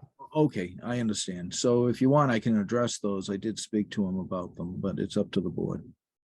I think I wouldn't bring that up right now because I think the board can discuss within themselves whether we think this meets our standard, which it's sounding like it's not. Okay, that's I think we'll start there. Yeah, no problem. I'm just looking, Desheng exited and I just let him in again. Yeah, Desheng, are you able to speak now? Yeah, we can't hear you. She's not muted. Yeah, I think it's a problem on your end where we're just unable to hear you. And I think Francis is on. I don't know if. Yes, he was. I saw him earlier on. I think he may still be. Francis, are you there? Yes, I'm here, but I can't join with my video either. Yeah. Oh, no, I turned off, well, I didn't completely prohibit people from using their video, but I did turn off some because it was causing problems with the audio portion of our meeting. So at the moment we can hear Francis and we can see Desheng, but not vice versa. Francis, are you able to comment on this or should we wait? So we are proposing, if you go back to, I think the second sheet, you'll be able to see what we're proposing better. We can further elaborate on that if the board is deeming it insufficient. So if you look around, we are proposing a perimeter drain around the foundation that daylights. It doesn't show on that profile cross section because we didn't want to crowd that up in this portion here? Yeah, here? Yeah, over there you can see them. You can see them both. So the blue line would be the perimeter drain that we're proposing. You can see that we're proposing to hammer ledge out 24 inches below the cellar floor and daylight that perimeter drain out. So you can see we have that blue line encompassing the footprint. No, that's the water line. Yep, and then that blue line is the perimeter drain line. Okay. Yep, so that'll encompass the entire property. Do you have it then- on the back side, Francis? Say that again, Mark? That perimeter drain, does it go all around the foundation? I don't see it towards the back. It does. If you zoom into the To this plan one, on I the guess. left. Yeah, if you zoom into that one on the left, you can see that it goes all around to the back side of the garage also. It's like the light blue line, so it encompasses the whole building. I would suggest that be part of the profile, just so we know the depth, the amount of water that you're expecting it to carry. But it is there. I thank you for that, pointing that out. And then we have where the elevation where we're proposing to daylight it, but we can certainly calculate how much water we're expecting to intercept with our drain.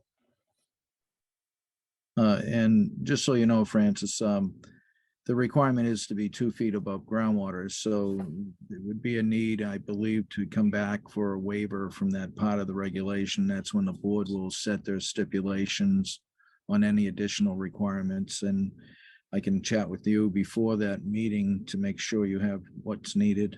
And we're following the same format that we followed for a property on Green Lane that I believe Deschang was involved with. Okay, that sounds good. He rejoined again and I see his video. Are you able to be heard now, Deschang? He probably has his headphones plugged in and interrupts his audio. His video is live, but we can't hear. I think his microphone may be messed up. Yeah, it's probably like the audio configuration that his computer sometimes defaults to another speaker. Yeah, I think that's what's happening. Yeah. So I guess it sounds like we're maybe closer than we thought, but still not ready to approve these. We need the additional information as Mark stipulated, and then we'll need to have a hearing about it regardless to discuss whether we want to do a waiver. Does that summarize things, Mark?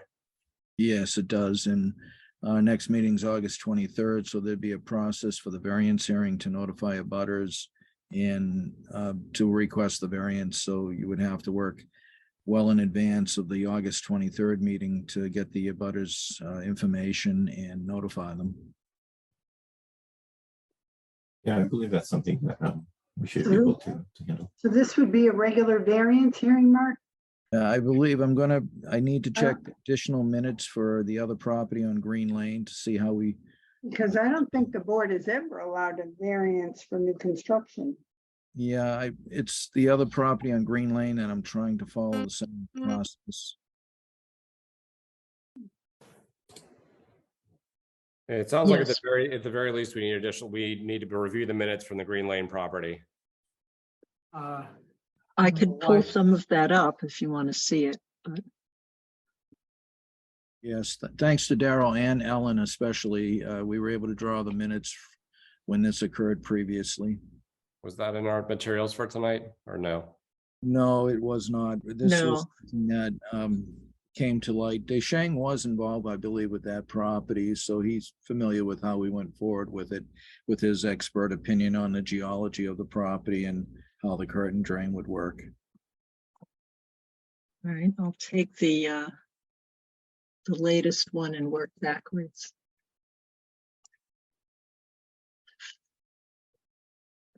Sorry, I didn't have any time to mark this up.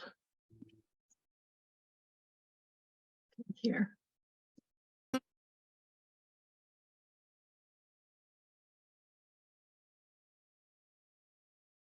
So it looks like they wasn't me at this point. So it's this one right here, and it was, I'll have to work backwards date-wise, but a deed recording was used because of the difficulty of establishing groundwater level when you're dealing with ledge and then remove ledge. We put the onus on the agents for the developer to evaluate how to protect the house, essentially, and what generally to consider without specifying exactly what method would be chosen. And then, as I mentioned, to have the deed recording so you let all future homeowners know. And then we could look back and see if we can find out how we arrived at that. So I may stand corrected. Maybe we did not hold a variance hearing. Maybe it was a. I don't recall. I don't think we did. Variance hearing. Yeah. I think it was a technical issue of that establishment of where water was. Guess I could search, this would be faster. There we go.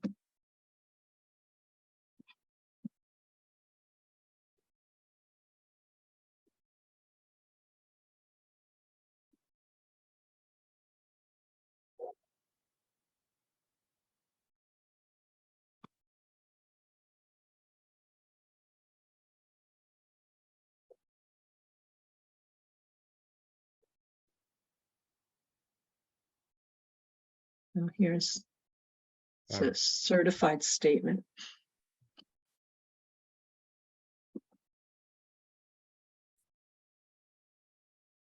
All right, so it's thus far, it sounds like not a variance, but are going to want a deed recording and we are going to want some additional technical information as Mark requested. Right. Yes, and I stand corrected. It was more of deed recording, not a variance process. Okay. And the technical document and that evaluation is important to also not just provide to us for the records, our files, but for the homeowner. Yeah. To ensure or attempt to ensure that proper evaluation was done. And the good thing about it, it was the same engineer on this property as it is for the property at 39 Wildwood. So from a process standpoint, I think we add this to chair's business again, or agent's business, either way. Whoever wants to own it for the meeting, and so it doesn't have to be scheduled. It won't have to be. We won't require notification, but we are going to want to see an estimation of the water flow, the cross-sectional plan to see the depth. Is there something I'm forgetting, Mark? Well, and they already, if they can add their foundation or perimeter drain onto the profile, onto the profile that they showed for the foundation. Okay. And a clear description for, again, partially for the homeowner and future homeowners, of exactly what the system looks like, sizing, where it is. They just need to know. It's like an as-built of a system associated with the dwelling.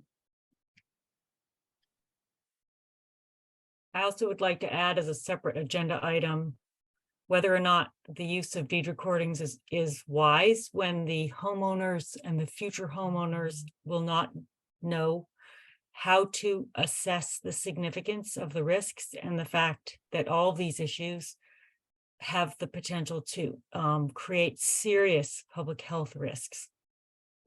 Yeah, So and I'm not sure deed recordings protect public health, and we're a board that is supposed to be responsible for public health.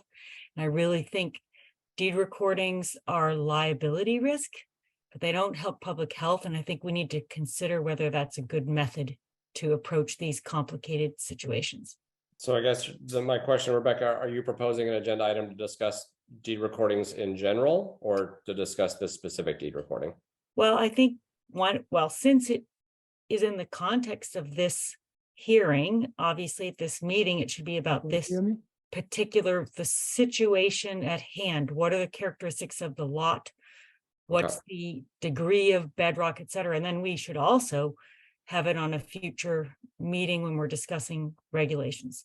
Okay, so I think probably for the 8/23 meeting, it'll be rolled into the discussion of this plan, which we'll put down again as agent's business on that meeting. Hello. Hi, Deshang, I think we can hear you now. Sorry, I really apologize. I somehow, I don't know what. And we lost you again. Deshang, you're muted now, or do you try to call in? Shang, you may not want to use the video. That might help to allow your audio to work. How is that? Can you hear me? Yeah. Yes. Oh, okay. Well, I don't know why it's kind of strange. I use a computer one and then they work, and I use a phone, and then you say phone doesn't work. I'm going to turn my phone off. I don't know. Okay, just in short, I hear all what your discussion. I apologize, I couldn't get to it.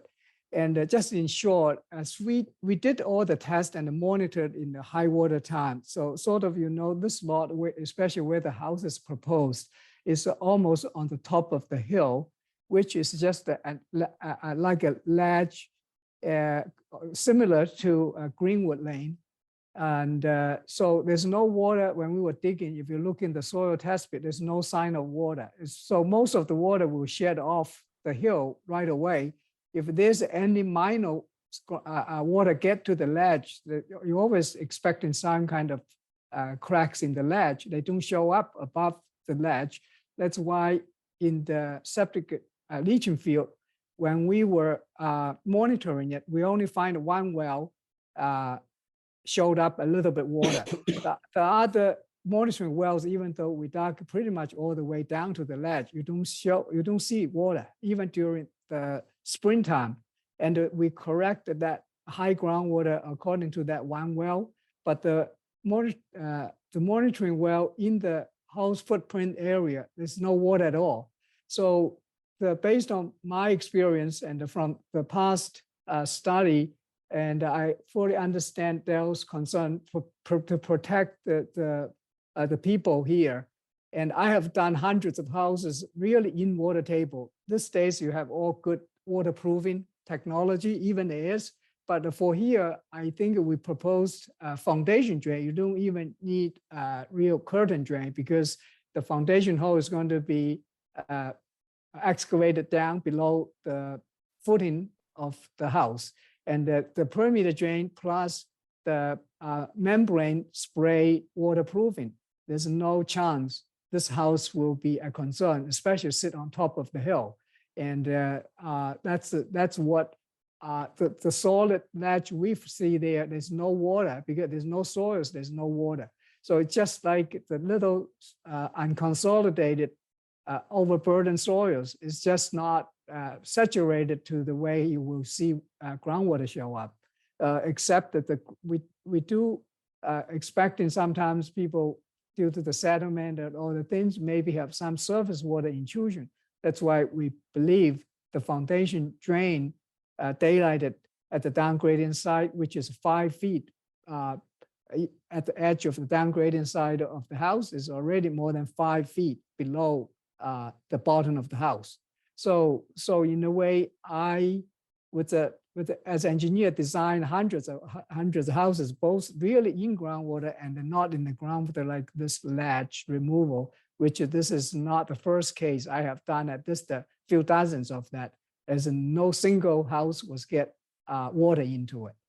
My job most of the time, actually, I'm still having a dozen ongoing mitigation job just to mitigating the other people's design errors. It's not like in anything we have never done. So in that, I agree we can provide some more detailed specifications on it. How it's really not going to expecting much of groundwater. As we observed, we don't really see any groundwater showed up in the monitoring well in this area. And as far as the possible surface water intrusion, we will provide in our design and clarification and submit it for the board to review. And so I agree that both the board and the design engineer have the same common interest to safeguard the homeowner down the road or in the future, or future owner, not to have a flooded basement. That common interest definitely need to be a sound engineering design, which we believe we provided here. Given but some clarifications, it will help in my view, and that's what I can say at this point. All right, And thank I'd you. like to just make one clarification that we really don't look at only the groundwater during any given test event, but try and identify the historic high, as you know, done by a variety of methods. and adjustments to try to predict what the maximum would be. So whether that's Frimpter or some other method. And I can add to Deishang, even with the heavy rains we've had, if you go up there and look at the test holes that you have up there, there's water in them right now. Yeah, right now it's basically because the test pit is like a depression. We continuously has water. It's like a surface water trapped over there. It's not the groundwater. I did go there. I look at it myself. I But agree if you with look, you. yeah, I if you agree. look in the original soil test pit, the profile is all bright orange color soils. So in respect to the surface water, that's also a concern with the foundation. Yes, yeah, when we design, if you're looking at it, the final grading is going to be pitching away from the foundation. And again, at the bottom, at the footing, is going to have a per-meter drain around it and daylighted out. So if you're looking, there's no water will pitching toward the house footing. That's almost I consider first the principle of grading around any houses, whether for this case, even though they're on top of the hill, you still have a roof runoff could be spilled out. And most of basement flooding, from my experience, because of failed roof drain, and they overflowed and in a poorly graded ground. So they have a reversed grade slope toward the house. And that's not, every time it's rain heavily, then you will get flooded. But under normal condition, they don't have a groundwater flooding, but surface water, it is a concern, not a concern. It's also a designing factor for grading and for all the design we have considered. So yeah, I agree. Even surface water, we do need to provide a proper drainage to take care of it, as we did for the 21 Greenwood. And we also did in many other ones, right? If you go, it's not too far away, 24 Normandy Road in Dover, so it's next town to you. That house lot technically 5 feet underwater because of they don't have the 2-foot separation. We still have to mitigate that system and safeguard the basement. So it's Okay, not. so we're not familiar with that particular house. I do have a question. It looks like this is actually the top of the hill. Yes. Is this the highest point here and everything else is lower? Yes, yeah, in general, Okay. they're on a plateau Okay. type of thing. So it's a little bit higher. If you look in the contours, there's only just 1 foot of contour difference from a very small one. Originally, the house was even more closer to the very climax top. Due to the ledge removal concerns, we moved the house 40 feet more south. Mhm. So that's the whole story. So Okay, but all right. So there is a bit less area to be shedding water, although as you noted, it's a little lower down here. yeah. Okay. The lower end of it is definitely, and so after the parking lot, everything graded, we're going to pitch into toward the driveway. If you see it, we have on both sides of the driveway, we have check dams, we have swales to take in all those runoff. We have gone through a stormwater management permit with the planning board review. So all that was considered in the surface water management and erosion control process. Okay. All right, so Mark, you'll be working with Deishang, just keep this Yes. on track so we can address it at the next meeting. Yeah, and Deishang, before you were speaking, Francis pointed out the perimeter drain, but I noted it should be shown on the profile that you provided with the ledge and the groundwater. And we did note to use the same factoring that you used when you met with the board for 21 Green Lane. So we can chat after the meeting about, what needs to be on the plan and what the board will have to consider at the next meeting. Sure, yeah, definitely. So we have no problem at the time. Actually, that ledge profile, I was not the meeting, and so we know we provided that ledge profile, and later on we integrated was not was not in the perspective of that perimeter drain, even though the perimeter drain was on. But yeah, we can add on to all those information just to making everything consistent and complete. So.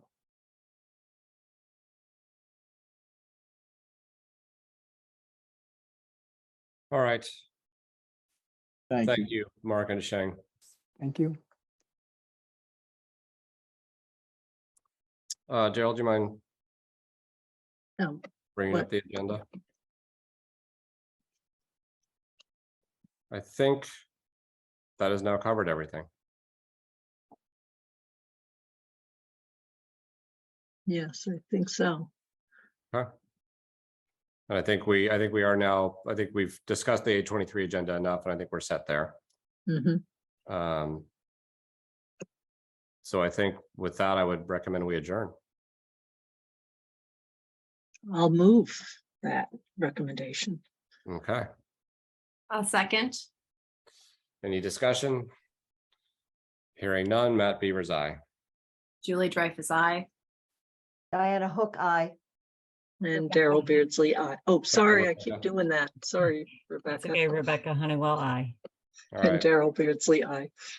Good night, everyone. Thanks, Good everyone. night. We'll- Guys, Night. ciao. Thank you. Night. Ciao.